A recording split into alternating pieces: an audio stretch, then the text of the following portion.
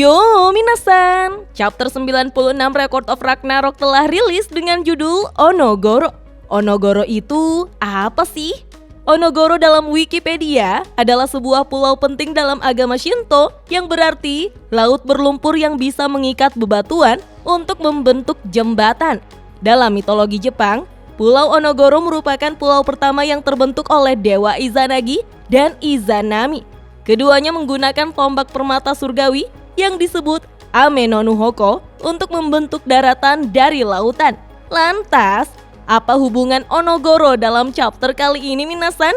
Sebelum saya lanjut, siapa tahu ada yang ingin berdonasi? Silakan klik link Saweria yang ada di deskripsi ya.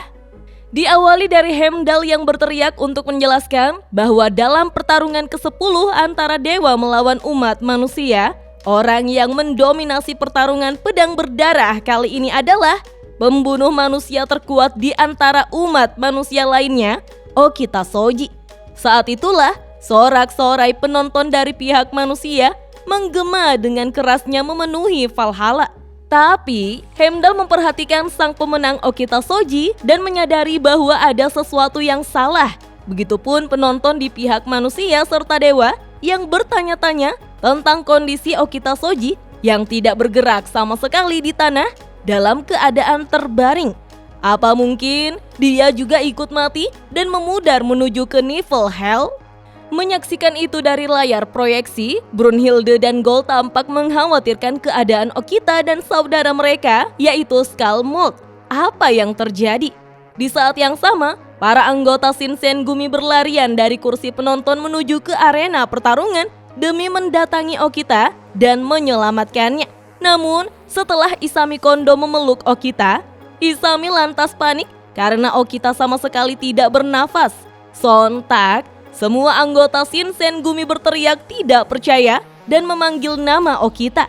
Padahal, Okita baru saja mengalahkan Dewa Pedang. Mereka memohon agar Okita bisa bangun kembali. Siapa sangka, Izanagi mendatangi mereka dan meminta mereka semua untuk minggir sebentar. Semua orang lantas memandangi Izanagi yang berdiri di belakang mereka. Izanagi mengatakan bahwa ia tidak pernah mengira kalau Okita akan benar-benar menang.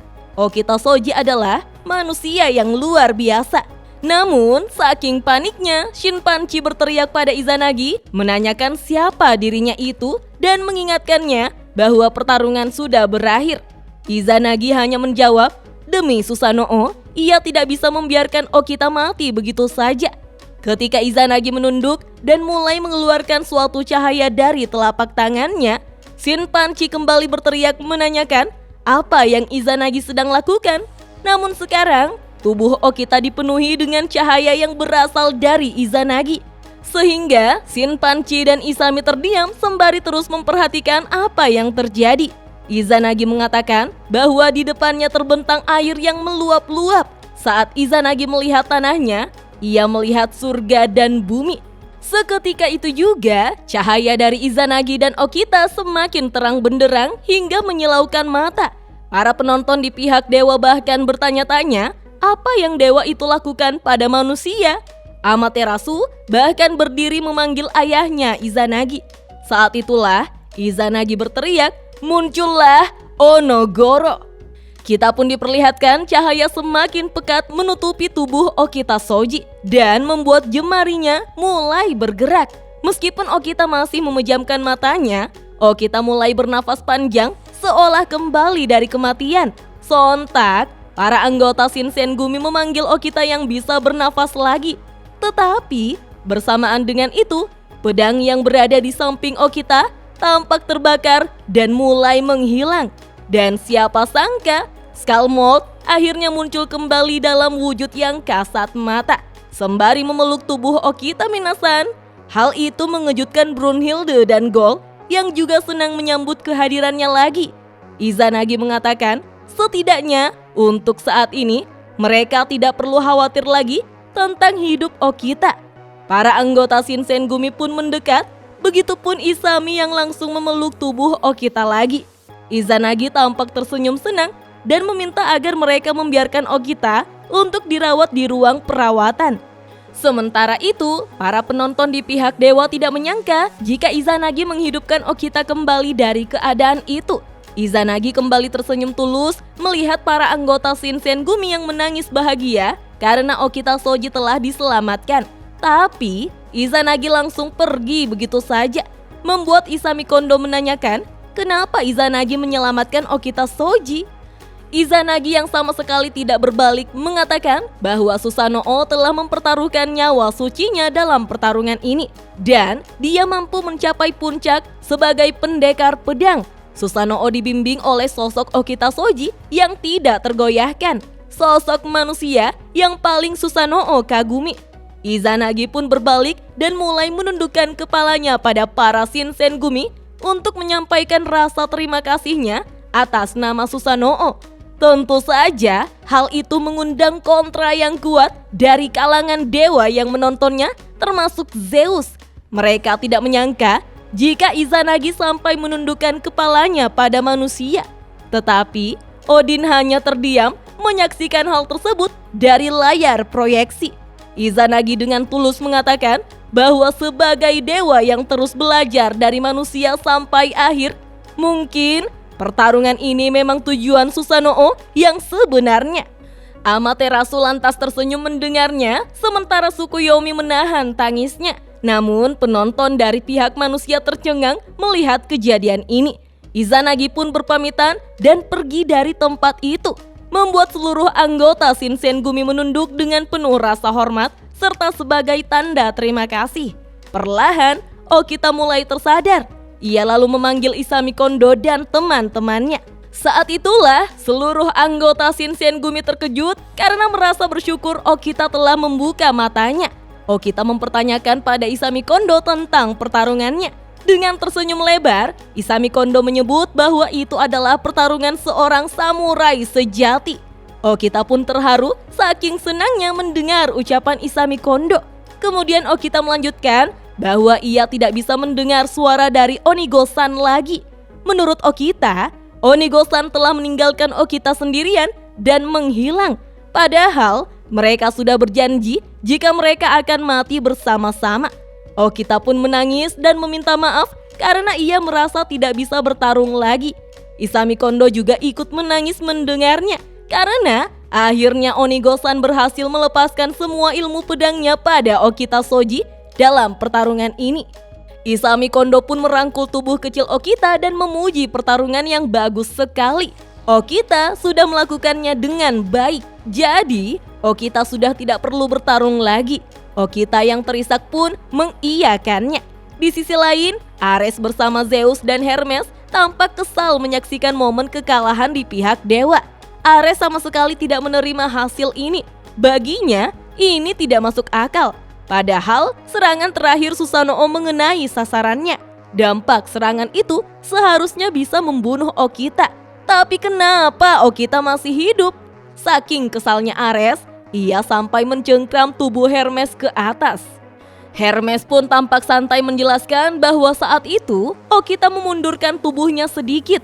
Tapi saat Okita akan terkena serangan Musouken milik Susanoo, mungkin gerakan kecil itulah yang berhasil membuat Okita menghindari serangan pedang yang mematikan itu.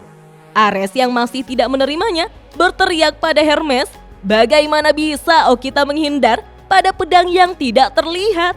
Hermes lantas menjawab bahwa Okita bisa melihat jalur pedang itu sekali. Hermes percaya itu sudah cukup bagi seorang pendekar pedang yang telah menghadapi banyak pengalaman mendekati kematian. Ares pun menurunkan tubuh Hermes dan masih tidak percaya jika Okita menghindari kematian dengan cara seperti itu. Zeus menambahkan, apa yang mengejutkan dari teknik itu adalah meskipun ada perbedaan antara tebasan dan tusukan, tapi tidak diragukan lagi, teknik terakhir yang dilepaskan Okita sama seperti Ama no Magaeshi milik Susanoo. Ares dengan heboh berteriak tidak percaya jika Okita bisa menggunakan teknik dewa. Bagaimana mungkin seorang manusia bisa melakukan hal seperti itu? Ini sama sekali tidak masuk akal. Hermes berpendapat bukan hanya Okita Shoji sebagai seorang individu. Itu juga karena ilmu pedang yang diciptakan oleh manusia yang membuat teknik itu menjadi mungkin. Zeus setuju dengan pendapat Hermes karena sekali lagi Zeus diingatkan bahwa tumbuh di tengah kematian yang pasti dan berkembang dalam keputusasaan, itulah arti sebenarnya dari kemanusiaan. Kita pun diperlihatkan bagaimana Isami Kondo menggendong Okita Soji dan berjalan pergi bersama anggota Shinsengumi dengan penuh rasa bahagia. Tentu saja Gold sangat senang dengan hasil ini. Menurutnya, 2 kemenangan lagi maka mereka akan selamatkan umat manusia. Tapi Gold tersadar jika Brunhilde sudah pergi meninggalkannya. Gold tampak gemas dengan Brunhilde yang menghilang lagi. Sementara itu, Heimdall berteriak bahwa sekarang mereka memiliki 5 kemenangan dari dewa dan 5 kemenangan dari manusia. Ini adalah skor imbang yang sempurna. Akhirnya, mereka mencapai final Ragnarok. Situasi yang benar-benar tidak bisa diprediksi. Kembali ke Gold yang berjalan keluar dengan memprotes apa yang dilakukan Brunhilde, yaitu selalu meninggalkannya seperti ini. Gold tahu kalau ia tidak terlalu banyak membantunya, tapi Gold masih salah satu dari Valkyrie. Apakah Brunhilde bisa mengandalkannya sedikit saja? Tiba-tiba, Gold sangat terkejut melihat Brunhilde di hadapannya. Brunhilde yang mendengar ocehan Gold lalu menanggapinya bahwa tentu saja ia sangat mengandalkan Gold. Lalu, Gold berlari mendekat sambil tertawa karena ternyata kakaknya mendengar ucapannya. Gold menanyakan kenapa Brunhilde ada di situ. Brunhilde menjawab bahwa ia ingin Gold bertemu dengan seorang pria yang sangat penting bagi Brunhilde. Gold pun mempertanyakan siapa pria itu. Tapi Gold melihat jika Brunhilde memiliki ekspresi yang berbeda dari biasanya. Gold lalu memperhatikan bagian kaki Brunhilde yang tidak ada dan muncul dari sebuah benda yang berbentuk piringan bulat. Kemudian Gold mulai memegangnya dan menyadari bahwa ternyata itu adalah gambar hologram. Dari belakang Gold, seorang pria menertawakan Gold dan mulai menyerangnya dengan menyemprotkan sesuatu. Orang itu tampak senang melihat Gold yang mudah ditipu. Orang itu mengatakan bahwa Gold seharusnya tidak membiarkan dirinya tertipu dengan tipuan seperti itu. Dia bahkan memanggil Gold yang manis. Gold pun mengenali orang itu sebagai Nostradamus dan memanggil nama Brunhilde. Tapi saat itu juga, Gold langsung terjatuh, tidak sadarkan diri. Berpindah ke sebuah ruangan tertutup, tempat di mana Brunhilde sedang menganalisis 4 orang petarung dari pihak manusia, yaitu Nostradamus, Sakata Kintoki, Shimohaya, dan Grigori Rasputin yang wajahnya masih belum diperlihatkan. Lalu membandingkannya dengan 3 petarung di pihak dewa, yaitu Loki, Odin, dan Anubis. Brunhilde menatap layar proyeksi yang menampilkan wajah-wajah mereka. Akhirnya, mereka telah berhasil sampai sejauh ini. Tinggal sedikit kemenangan lagi, maka pihak manusia bisa mengalahkan dewa. Tapi dalam sekejap, Brunhilde berubah menjadi sangat marah dan meninju meja. Brunhilde bertekad akan menyudutkan Odin. Jadi, Odin tidak akan bisa lagi menjadi penonton belaka. Odin akan turun sebagai petarung dan itu pasti terjadi. Brunhilde pun mulai tenang dengan menyebut bahwa waktunya hampir tiba. Sedikit lagi, ia akan menemui Siegfried. Adegan lalu berpindah ke Helheim, jurang Tartarus. Kita diperlihatkan ada pintu yang menyeramkan terbuka lebar dan ada 2 penjaga raksasa di samping pintu itu. Pintu itu tampak dimasuki oleh seseorang yang membawa gerobak yang entah apa isinya. Tapi orang tersebut berhenti berjalan karena tidak ada lagi jalanan di depannya, alias hanya ada jurang serta banyak kubus-kubus yang melayang di udara. Orang tersebut bersenandung sambil memegang sebuah kunci dengan rune F di tengahnya. Tiba-tiba, salah satu kubus mendekat dan dinaikinya. Dengan menggunakan kubus itu, orang tersebut bisa menyeberang dan berpindah ke sisi lain dari tempat itu. Setelah tiba di sisi lain, orang tersebut kembali berjalan dan langsung disambut oleh 2 penjaga raksasa. Kemudian mereka segera membukakannya pintu. Kedua penjaga itu bahkan memuji kerja keras dari orang tersebut dan menegurnya untuk berhati-hati. Orang itu pun berterima kasih sambil terus menarik gerobak untuk memasuki pintu yang telah terbuka. Ketika berjalan menelusuri labirin, kita pun diperlihatkan poster yang memunculkan wajah lucu dari Beelzebub, Sakata Kintoki, dan Buddha. Poster itu adalah peringatan untuk berhati-hati dengan wajah-wajah itu. Rupanya, gerobak yang ditarik oleh orang tersebut adalah obat-obatan. Ia pun kini berhenti di sebuah penjara raksasa dan bergumam, "Gadis baik." Kembali lagi orang itu menunjukkan kunci yang sama bertuliskan rune F di hadapan pintu penjara. Lalu jeruji besi pun terbuka. Dan siapa sangka, orang yang menarik gerobak obat-obatan adalah Nostradamus. Ia tersenyum sambil meminta maaf karena telah datang terlambat. Nostradamus mengatakan bahwa keamanan di tempat itu ketat sekali. Sangat merepotkan setiap kali Nostradamus datang ke tempat itu. Terutama di waktu sekarang, sepertinya ada seseorang yang mengendus-endus di neraka ini. Akan sangat merepotkan kalau mereka menangkap Nostradamus dengan orang-orang tersebut. Nostradamus pun menyampaikan maksud kedatangannya, yaitu untuk mengobati seseorang yang diikat oleh rantai besi itu. Wah, sepertinya dia adalah Siegfried ya, minasan. Siegfried pun menanggapi pengorbanan Nostradamus yang pasti sulit. Ia menanyakan apakah Nostradamus membawanya ke tempat itu dengan selamat. Nostradamus menjawab, tentu saja. Ia pun mulai membuka gerobaknya. Dengan riang ia berteriak, "Lihatlah, dia ada di sini." Siapa sangka orang itu adalah Ghoul yang sudah diikat dengan kuat, tapi tetap diberikan kenyamanan karena ada banyak boneka empuk di sekelilingnya. Nostradamus pun melepaskan pengikat di tubuh Ghoul sambil meminta maaf. Tapi dengan cepat Ghoul menendang wajah Nostradamus, menyebutnya pria brengsek penculik cabul dan tidak akan memaafkannya. Nostradamus yang kesakitan mengatakan agar Ghoul tenang saja, tapi Ghoul memperhatikan di sekelilingnya, menanyakan di mana dirinya berada. Nostradamus pun mengulangi ucapannya sebelumnya bahwa ia ingin Ghoul bertemu dengan seseorang yang penting. Nostradamus meminta izin untuk memperkenalkan pada Ghoul seorang teman dan juga seorang kekasih dari Brunhilde, sang pahlawan pembunuh naga. Ghoul pun terkejut melihat Siegfried yang disalib tepat di hadapannya. Siegfried pun menyapa Ghoul dengan ramah karena ia senang bertemu dengannya. Tapi reaksi terkejut Ghoul sangatlah menghebohkan. Nah, minasan, apa maksud Nostradamus membawa gerobak obat yang berisikan Valkyrie Ghoul ya? Apakah memang Ghoul bisa menjadi obat atau penolong Siegfried yang terkurung di neraka? Apakah Brunhilde mengetahui apa yang dilakukan oleh Nostradamus pada Ghoul? Apakah dengan ini Siegfried bisa menjadi petarung bersama Ghoul? Wah, jadi penasaran dengan apa yang terjadi selanjutnya ya, minasan? Tapi sebelum berakhir, kita mendapatkan ekstra panel berjudul Cermin Susanoo. Cerita ini sewaktu Susanoo masih hidup dan dijatuhkan hukuman kepengasingan abadi sehingga Susanoo meninggalkan mahkotanya.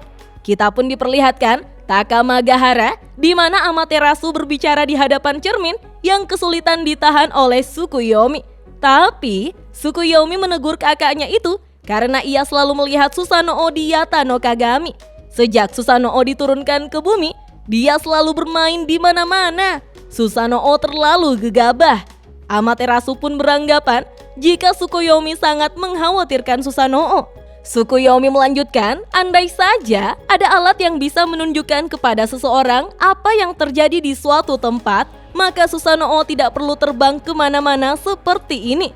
Amaterasu pun tersenyum dan menanggapi, andai saja ada dia yang memiliki penglihatan yang tajam. Tsukuyomi pun memegangi cermin yang menampilkan Susanoo dalam wujud burung gagak, membuat Amaterasu tak bisa berkata-kata melihat saudaranya yang terlalu posesif itu. Sementara di bumi, terlihat Susanoo memasuki gua dan mengubah wujudnya seperti semula. Susanoo berpikir dengan mempertimbangkan apakah besok ia harus pergi ke arah timur atau ke barat. Tapi kalau ia pergi ke arah barat, Susanoo tidak akan bisa menyaksikan penyelesaian teknik pedang seorang master di timur. Tapi di sisi lain, teknik di barat juga akan segera selesai. Tiba-tiba, Susanoo terkejut melihat ada cermin yang ditinggalkan oleh kakaknya di gua itu. Membuat Susanoo sangat senang karena kakak perempuan dan laki-lakinya sangat perhatian padanya. Beberapa waktu berselang, Tsukuyomi pun kembali protes pada kakaknya Amaterasu jika Susanoo sekarang mengurung dirinya di dalam gua. Tsukuyomi juga mengkhawatirkan penampilan Susanoo yang memiliki rambut dan jenggot yang tidak terurus. Amaterasu sampai kesal mendengar ocehan Tsukuyomi yang terlalu berisik. Apalagi Tsukuyomi sampai memeriksa lagi keadaan di bumi. Dan chapter pun berakhir sampai di sini minasan. Kira-kira siapakah jagoan minasan yang akan bertarung di pertarungan selanjutnya? Kita lanjut ngobrol yuk di kolom komentar. Dah.